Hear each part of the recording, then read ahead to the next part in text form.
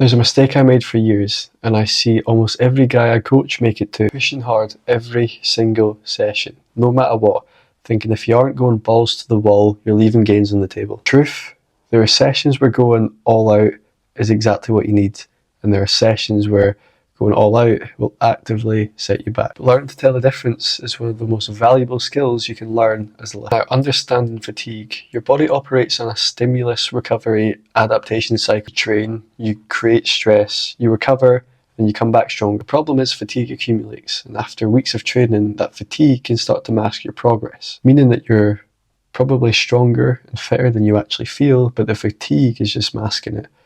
If you keep hammering, you're just going to dig yourself deeper and deeper into the hole. Here's some signs that you're actually accumulating too much fatigue. Your lifts will start to go backwards despite eating and sleeping well. You feel flat and unmotivated at the gym. Your overall sleep quality and hygiene is going to drop. Your joints are going to be sore and achy, especially around the elbows, knees and lower back. You're just dreading your workouts. You're just not looking forward to them, and that motivation just drops off. Pattern over 1 to 2 weeks. The worst thing you can do is just push harder, grind through it, and think you're going to come out the other end all right. What you need is a systematic recovery approach. What you need is a deload. So what's a deload? A deload is a planned reduction in training volume or intensity to allow your body to recover. It's not a week off. You still train, you just kind of back off a little bit. You've got 2 simple options to choose from here. Option 1 is a volume deload. You keep the same weight, but you reduce the amount of sets you do by half. So if you were doing 4 sets, you would do 2. Option 2 is the intensity deload. You would keep the same reps and sets, but you reduce the amount of weight by 40-50%. Good opportunity to focus on technique refinement and the quality of your movements within the program. 1 week is usually enough.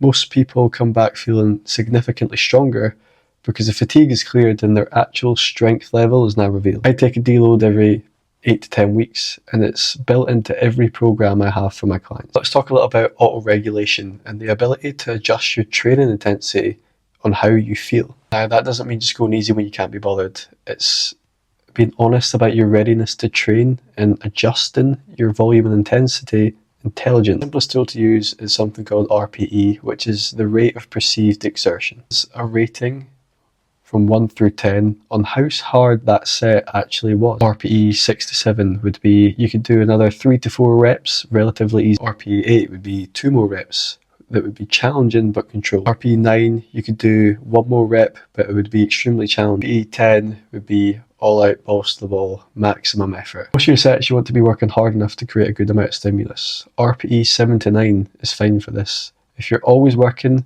in an RPE 9 to 10, you're just going to accumulate a much larger amount of fatigue at a much quicker rate. So you just have to be smart with your intensity and map it out accordingly, especially according to your week and how you're feeling and how you're expecting to perform. Days when RPE feels higher than normal, so your 80% might feel like 90% or 100%.